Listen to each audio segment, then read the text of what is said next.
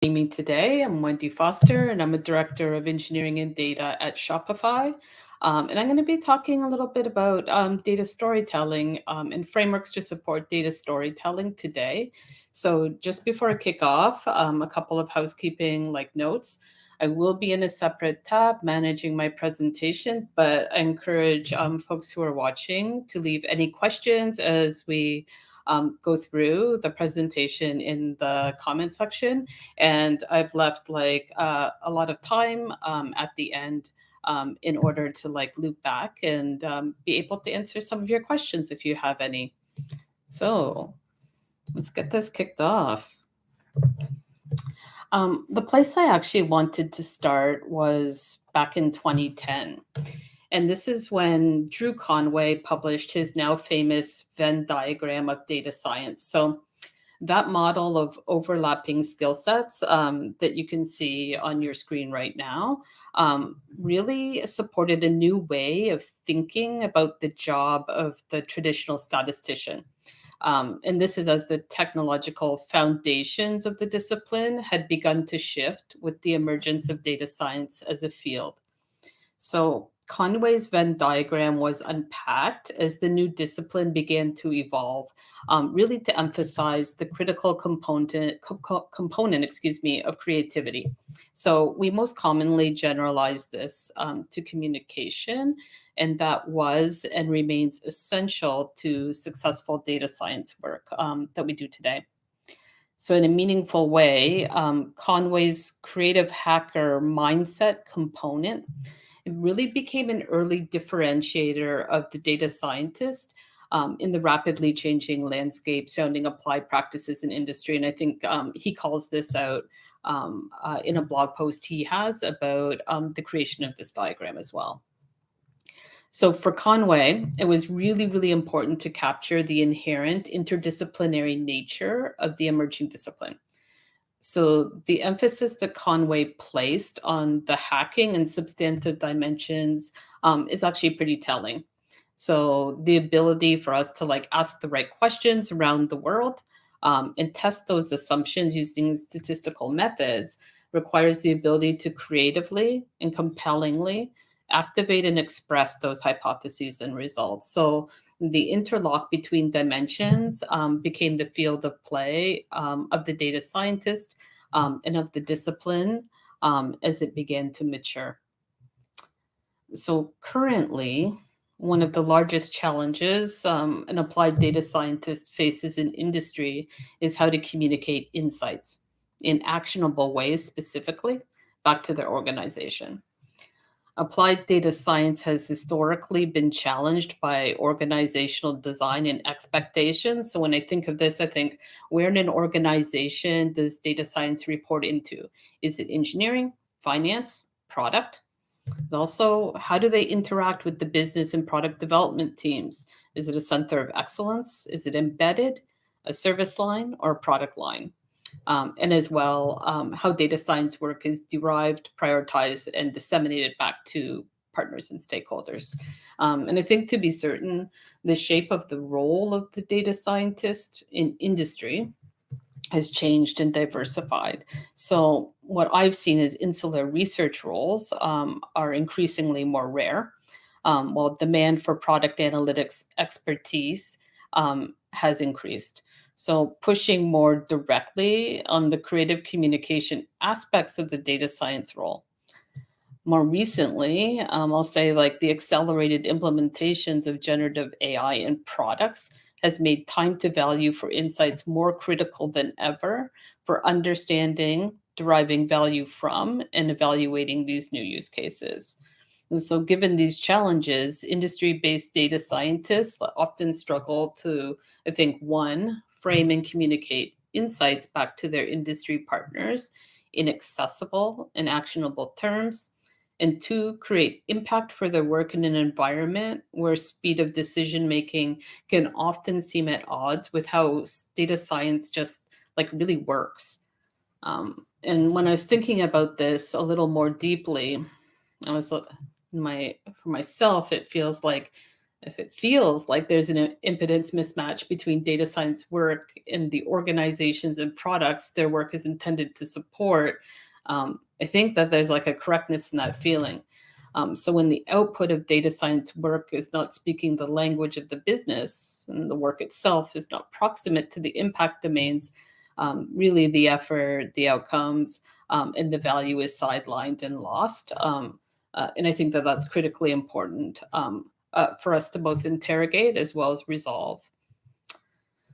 So, what is data storytelling, and why do I think that data storytelling can help address some of the challenges that data science faces in industry contexts?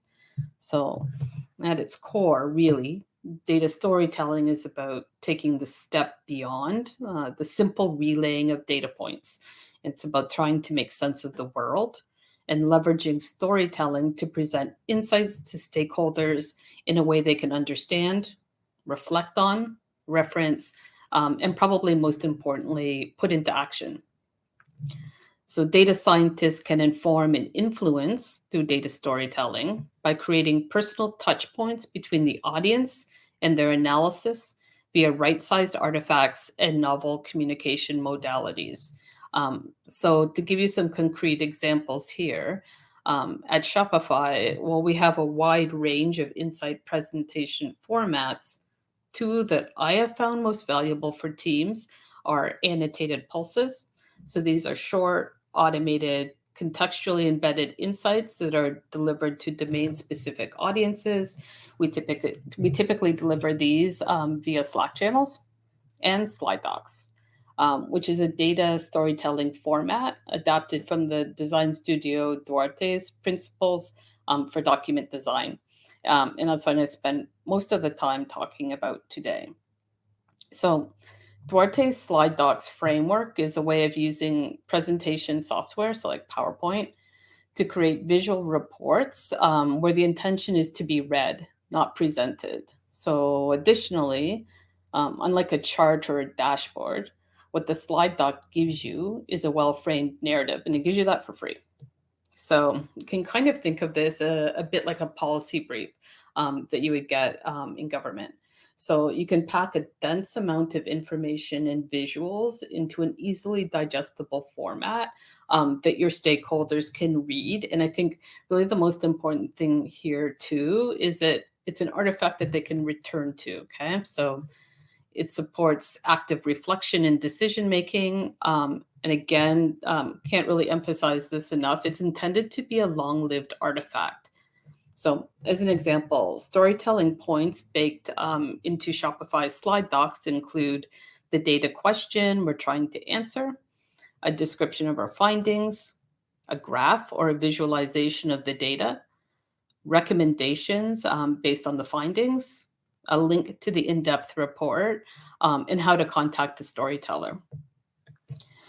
Overall, though, preparing a slide doc is a creative exercise, and there's no one correct way to present the data, but it does demand an understanding of your audience and a shaping of the story that is most compelling and actionable. So the slide doc should have a beginning, a middle, and an end, and they are intended as a format to support guided exploration, helping to create those personal touch points that I talked about a little bit earlier with the data. So this does allow stakeholders to make a better informed decision at the end. Okay, so to map some of these concepts more concretely to each other, we can consider the critical elements of a good story. So number one, we have a main character. Every story needs its hero.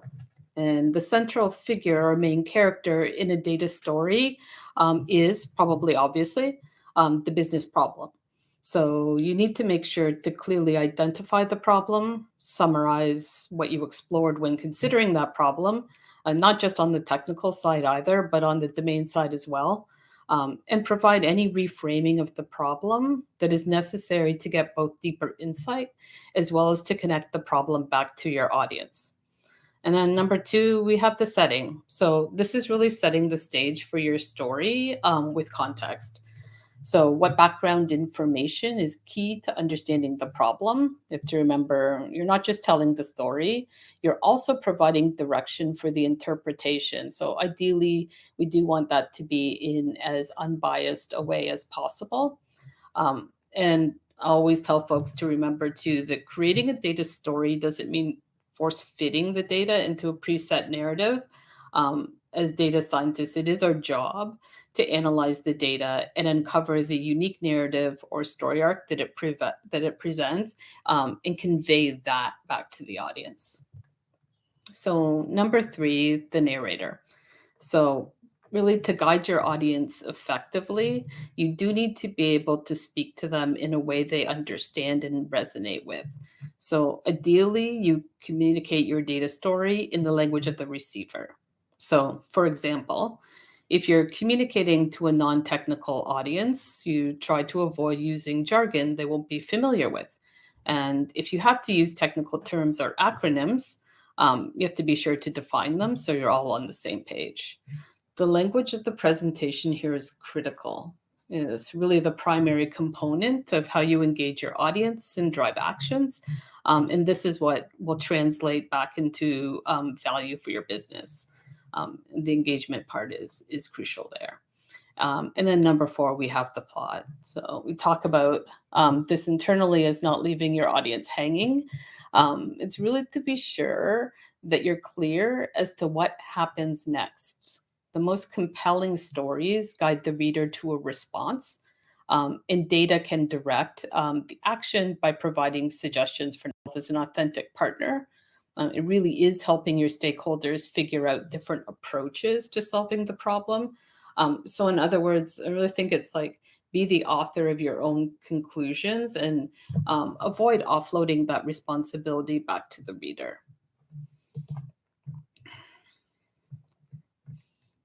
I think I had here we go. Sorry. So, using data to tell compelling stories isn't just an internal lever at Shopify. So, this is a part I'm pretty excited to share because for us, it's also a framework that we've productized for our merchants' analytic experiences. So, we have an interactive notebooks product that provides our merchants with a data storytelling experience. And these experiences showcase a comprehensive overview of their store performance. So, one powerful way that our notebooks product has supported data storytelling is our BFCM. So, that's our Black Friday and Cyber Monday notebook templates. So, the BFCM period is a peak selling period for our merchants, and e-commerce more generally, of course. And it's a story that our merchants want to share back out to the world, and explore deeply, with some degree of autonomy. So we do already have existing features for our merchants that show, like this is through reports, dashboards, contextual analytics, how their business is performing. But with notebooks, we wanted to take it to the next level, really wanted to give them more agency over and a personal connection back to their own data via this interactive notebook experience. And like in saying all of that, we do understand as well it can be overwhelming for our merchants or anyone to have access to a massive set of data but not know how to explore it. People might not know where to start, or they may feel scared that they'll do it wrong. So, what the BFCM notebook provided was really a scaffold to support merchants' data exploration. It's an interactive visual companion that enables our merchants to dive into their performance data. So, simple examples here: total sales, top performing products, buyer locations during their busiest sales season. So, talking about the BFCM notebook template there. So, starting with total sales as an example, merchants could drill into their data to understand their results based on products, days of the week, location, any dimension that they were interested in exploring. And if they wanted to go even deeper, they can click over the visualizations to see the queries that powered them. So, being able to see the queries is also a bit of a pedagogical lever there too, and enables them to start thinking about writing queries of their own. So outside of BFCM, the general notebooks product provides structured templates that give end users starting points for building and telling their own data stories and presenting those narratives back to their stakeholders. So I think of this like truly as a bit of a virtuous cycle. So, what we have seen from deploying data storytelling frameworks in both internal and external contexts is an increase in time spent for end users engaging in ad hoc querying or exploring their own data outside of structured reporting and dashboard experiences. So, qualitative feedback from external end users has also surfaced that being able to create their own data stories sparks joy.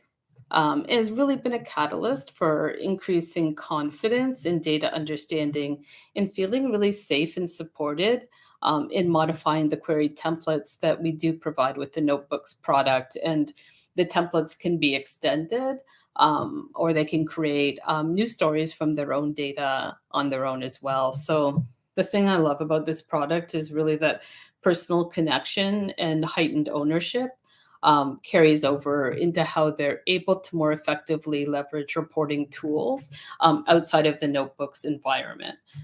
It really makes them feel confident in being able to understand their own data. So, turning data storytelling into an experience has given our internal partners and our external merchants really the confidence to explore and reflect on the stories their own data tells, which empowers them in turn, I think, to take ownership of it and convert it to actions. So, this really to me is the core ROI of insight generation. So, while this today was just a lightning talk that begins to touch on some of the potential of data storytelling, I really do hope that there's kernels of inspiration here you can take forward into your own practices for yourselves and for your teams. For me, I think the primary takeaways, especially when like I first started experimenting with these practices, was the importance of making data personal, making it connected, prioritizing its engagement possibilities. Like I think of this like fundamentally as making data tactile. So data science is as much a creative enterprise really as it is a scientifically grounded one. And like my ask for the field is to lean into that as strongly as possible. So I want to thank everybody so much for joining me today. Wish you much happy storytelling. And I'm going to go back to our main tab now and see if you have any questions.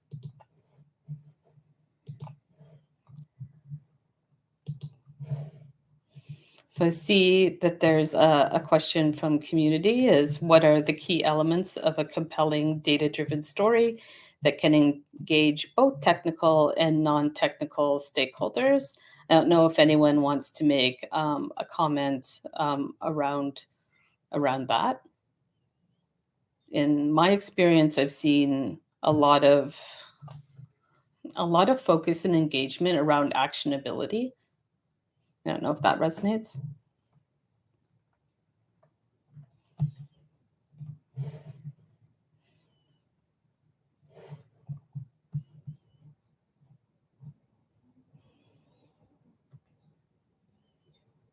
Okay, please feel free to post any other questions that you may have.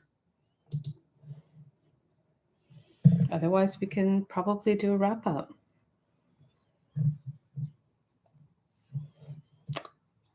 How will the role of data storytelling evolve for machine learning practitioners in the future? This is a really good question. And it's one I've put, especially probably over the last couple of weeks, like not in substantial amount of like amount of thought into like I think a lot if I focus too on like the kind of rapid acceleration of implementation for generative AI products and tools that's happening today. I think like the excitement that's generated around those product like opportunities is the ability to be able to like solve especially workflow automation and creative enterprise problems that have been, I think, like particularly hard to solve previously. But again, like I'm going to go back to the point for all kind of like data endeavors. Some of the hardest like pieces to communicate are the ROI on that. And I think that especially when we're talking about being able to derive new use cases for new AI tools, telling the story of how and why these investments are important and being successful is going to be critical. Maybe it's moved beyond the excitement that we can do this now and start talking about the value that it's bringing our end users.